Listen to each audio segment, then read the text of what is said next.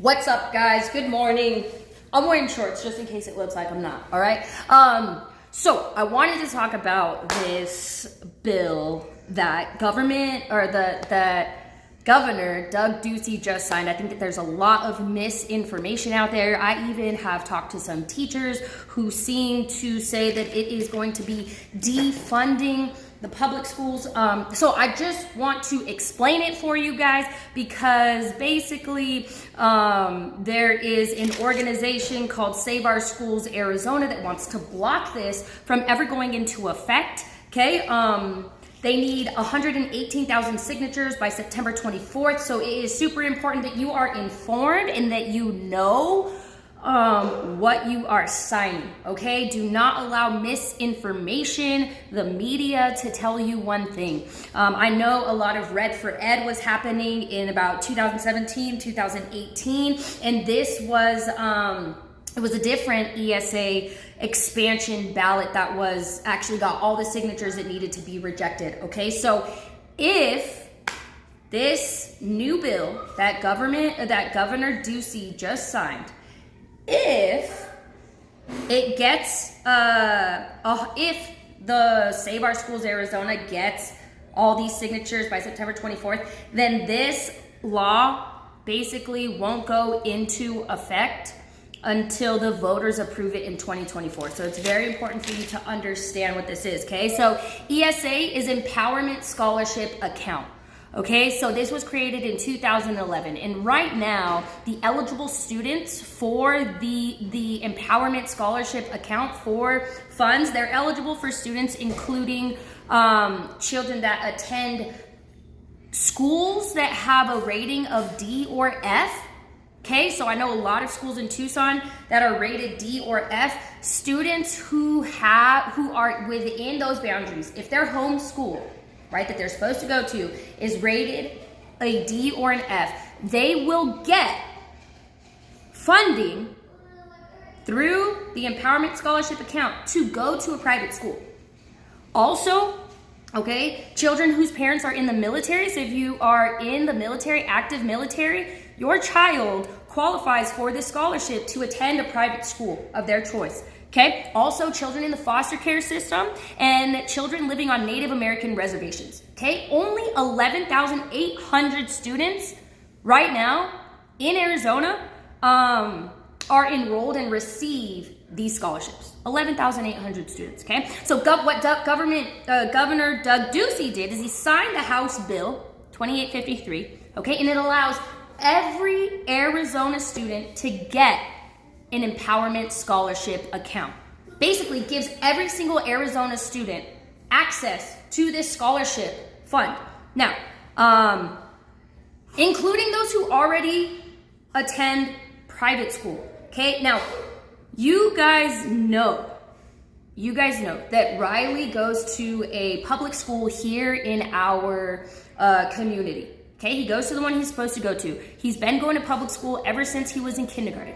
You guys also know, though, that Aubrey just finished kindergarten at a private school. So understand me, guys. Like, I am not extreme on one side or the other, okay? I just want to know the truth. And so I also know that at least for the last couple of years, I have been getting on here and talking about how the government tries to impose mandates. They want to teach my kids certain things in public schools that I don't agree with. The poor teacher retention, right? The pay of these public school teachers are horrible. And so I have been working actively with groups in the public school system, attending the public school, what are they called? The meetings, right? That they hold once a month, the district meetings, right? To hear what they're talking about, what they want to impose, all of this stuff. And the reason I do that is because I understand that not all families can afford private school.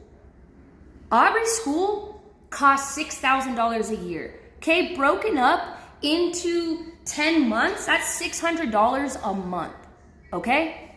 Which is a lot of money, and I understand a lot of people can't afford that. And so I have been actively advocating for our public school system and for our teachers, especially, and our students, okay? So please understand that. Please understand that I am for public school. I do not want to destroy the public school system. Now, I think we can also agree that over the last 2 years, the government has been really flexing their power in the public school, right? Mandating what they want to mandate, like, oh, well, if you're gonna go to this school, then you have to do this and you have to do this. And guess what? If you're gonna come to this public school, then this is what we're gonna teach your kid. And really, it's just a one-size-fits-all education that they're giving to all of these children. Now, I wanted to read something to you guys because Governor Doug Ducey said the state of Arizona trusts parents to choose what works best to unlock their students' greatest potential, okay? The ESA, what he signed into on this bill, okay? The Empowerment Scholarship Account, which basically is a scholarship, okay, that your student will have access to. It can be used and spent on anything a student needs, okay? Tuition to a private school, but also, guys, tutoring to homeschooling materials if you choose to homeschool, if you choose to send your kid to a micro school, okay? What happens, let me explain this to you too, is right now, the schools get about $6,000 to $7,000 per student, okay, that's supposed to attend their schools.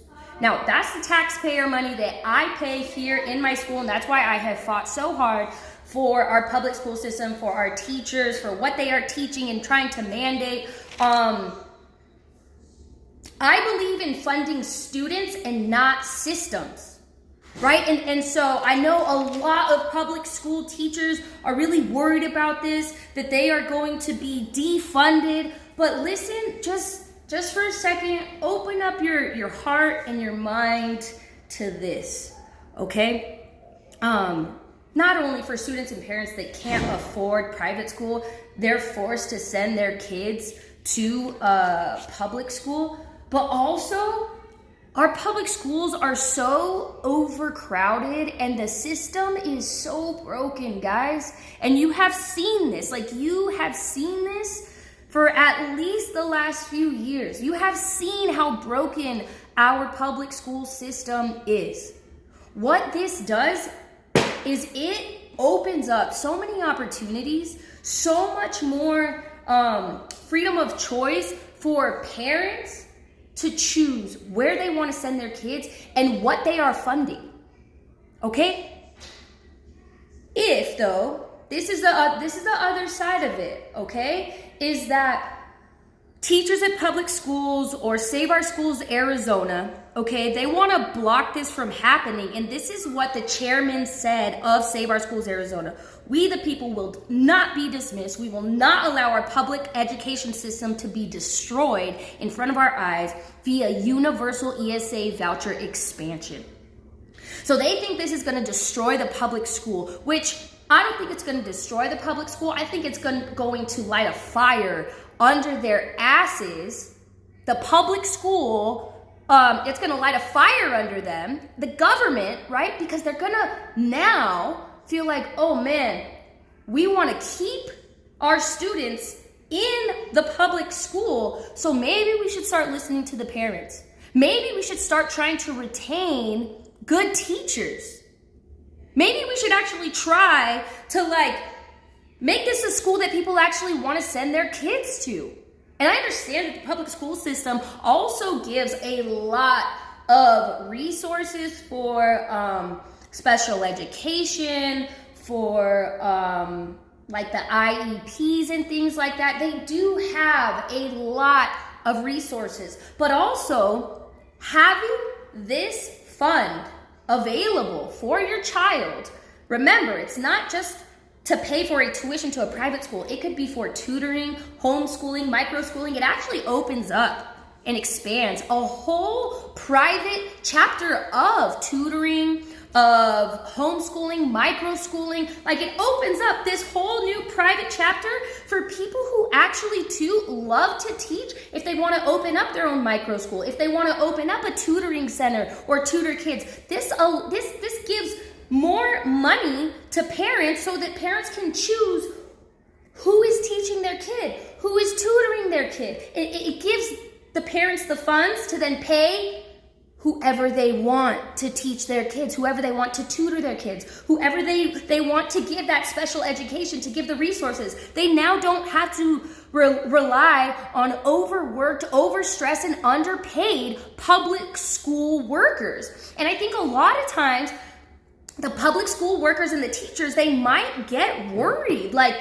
well, man, like, if there's less students at the school, they might not need me anymore. I might lose my job. And you might lose your job with the public school. But number one, are you being treated fairly? Are you being paid fairly for your time and your work and everything that you do for the public schools and for the students?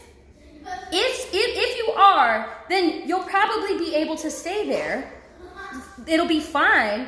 But if not, guess what? There's going to be other schools. There's going to be other private schools who are expanding, right? Because more children are going there. They're going to need more teachers. And they're going to pay better teachers. They're going to want to retain teachers at these private schools, right? Probably going to have smaller class sizes. It's just from my experience at a private school. I wish every school was able to be this way.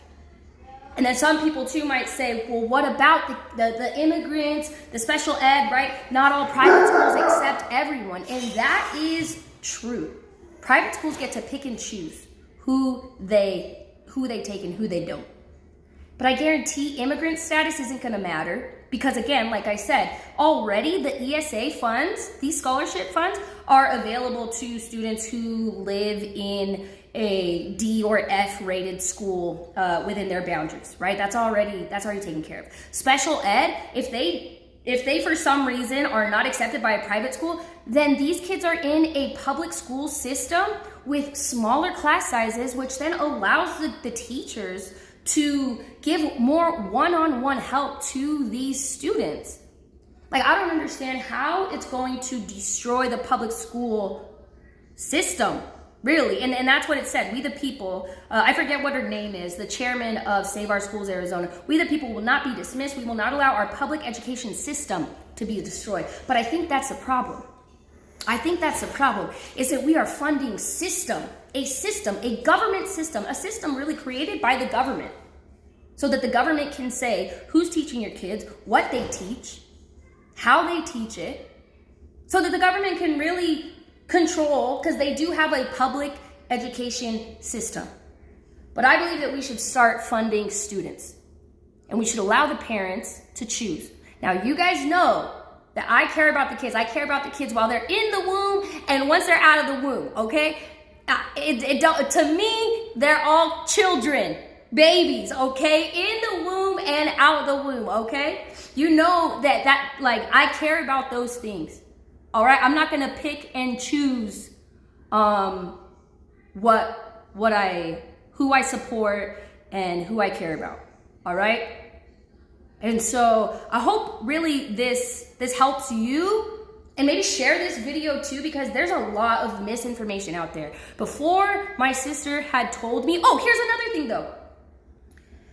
People who were not for this bill, Republicans who were like, I don't know about this bill, whatever, they voted for it in exchange for about $800 million in new funding for public schools. So since this bill's been signed and it passes, $800 million in new funding for public school will also be given. I don't know what the big fight is about. I think that the higher ups in the government want control over our schools. They want to control the masses of what they're teaching our children, of the teachers that they get to hire, of honestly everything that's going on. The government wants to make you feel like they are defunding public schools and it's going to be the worst thing, teachers are going to be out of jobs and all this stuff, no. We still need teachers. We need good teachers, and we need to treat them right and fairly, and we need to pay them what they deserve. But the public school system has not been doing that. It has not been doing that. And so if there are private schools out there that we can send our children to, and they can be funded, and they care about the students and what they're teaching our students in a private sector, I don't understand why that is such a bad thing. Special education will be available. Resources will still be available. The government just won't have as much power as they have had over the public school education system. There was one other thing that I wanted to say, but for some reason I cannot think about it. But honestly, I would love for you guys to, I'm not the expert on this. My sister works as a pre-K teacher at a private school, actually the private school Aubrey attends. It was our first year in private school this past year for kindergarten, and I'm telling you guys, I never want to send Aubrey to a public school, especially with all of the stuff, man, that's been happening. I even homeschooled Riley in 6th grade because of the mask mandates, and all of the stuff with COVID that was going on, the back and the forth. And at Aubrey's private school, they did not implement masks. They did not have to wear masks at all. I never had to worry about that. It is Christ-centered, it is faith-centered, and that's what I want for my child. I want them to learn God, Jesus first, right? That's for me. But who's to say that there aren't private schools that focus more on academics, that focus more on sports even, that focus more on mathematics, or that are more career-based? And I love what Governor Ducey said. The state of Arizona trusts parents to choose what works best to unlock their students' greatest potential. And I feel like this is something that I have been fighting for the last couple of years. And I felt like there wasn't much that I could do to help parents that were stuck in the public school system because they couldn't afford to send their kid to a private school. I was like, oh my gosh, man, what do we do? How do we help these parents, and how do we help these students? How do we help these teachers? This is gonna change the game, guys, for public schools. I hope that this bill sticks and it stands so that then the government is held responsible and accountable for the kind of education that they are providing for our kids, for the kind of work environment and salaries that they are giving these teachers. Because guess what? Good teachers will always have jobs, and great teachers should always be paid. They should be paid even more, way more than what they get. Why don't we start turning teaching into a profession that creates real financial stability for these families? These teachers are overstressed and overworked and underpaid. Okay? Stupidly.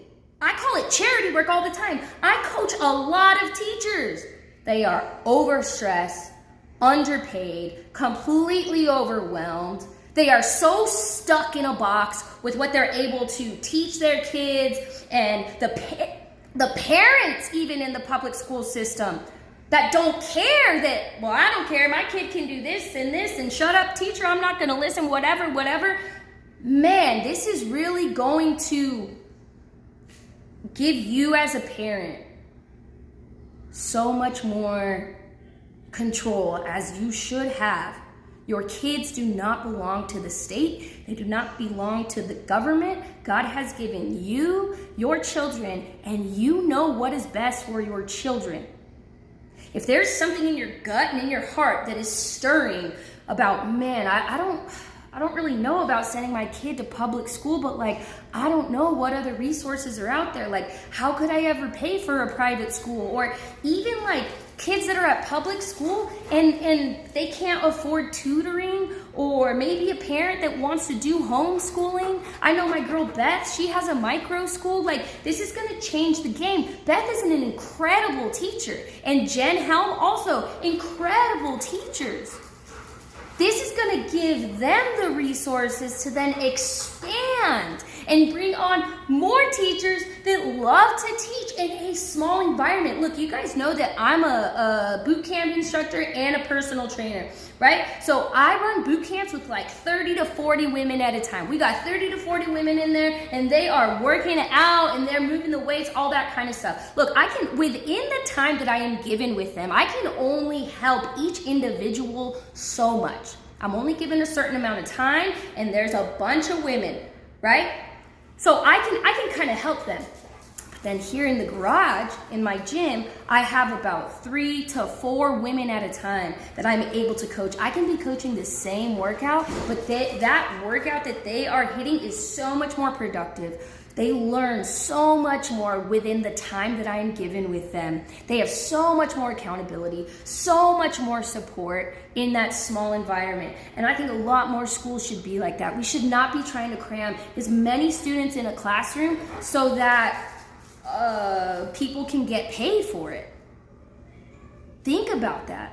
Like, the other side of Save Our Schools Arizona, like, they want to continue to pack as many children in a classroom as possible so that they can continue really just exactly what they've been doing this whole entire time, which God bless the teachers and the students who have no choice but to be in the public school system, and the teachers who are really trying to make a difference. If you are a teacher really trying to make a difference, then you are going to support this bill that Governor Ducey just signed into effect. Because there will still be a job for you, for great teachers. Now, if you are just trying to get this bill rejected because you're worried about destroying the public school system, trust me, the government will still make public schools free. And I mean, I don't really know what the difference is going to be. Like, with having a grant to go to a private school or a public school, like, you're gonna have access to, the kids are gonna have access to school. The only difference is that they have access to better schools, or they have better opportunities, more opportunities to choose where they go to school. You know what I mean? And so I understand the part where it's like, you know, I've been a special ed teacher and like I see what's happening, blah, blah, blah. So why would we keep funding a broken system then? For real. Like, if there's already issues in the public school, which there has been for years, why would we fight to keep that just because we're afraid of allowing people then to choose to send their kid to a better school? That's what I'm not understanding. So and correct me if I'm wrong, guys, because should I reject this bill because I'm afraid that it will destroy the public education system, and I should just keep my student in that broken, government-controlled public education system because special ed or whoever, because private schools can pick and choose who they take? So should I just say, nope, nobody should get money, should all stay the same where it is? The public school education system should stay exactly how it is, and people should just have to keep sending their kids because hopefully one day it'll get fixed. I don't understand that. And so if I'm missing something in this bill, please tell me. Please. And if you're just hopping on, make sure you catch the replay. Guys, please just share this video like crazy, because I would like people with different, I would like teachers principals, people on all levels of education, parents also, to weigh in and tell me if I'm missing something or give me like a different perspective. Okay, I'm honestly like, it's important that we start speaking truth, that we do not allow the government and the higher ups to push an agenda on us and tell us that we are going to destroy the public education system, and everybody, like, make it sound like all these students are going to be screwed out of education, when really it's just opening more opportunities to the private sector and taking control away from the government and funding students and not the government ran system for public education. Jesus is king. Peace out.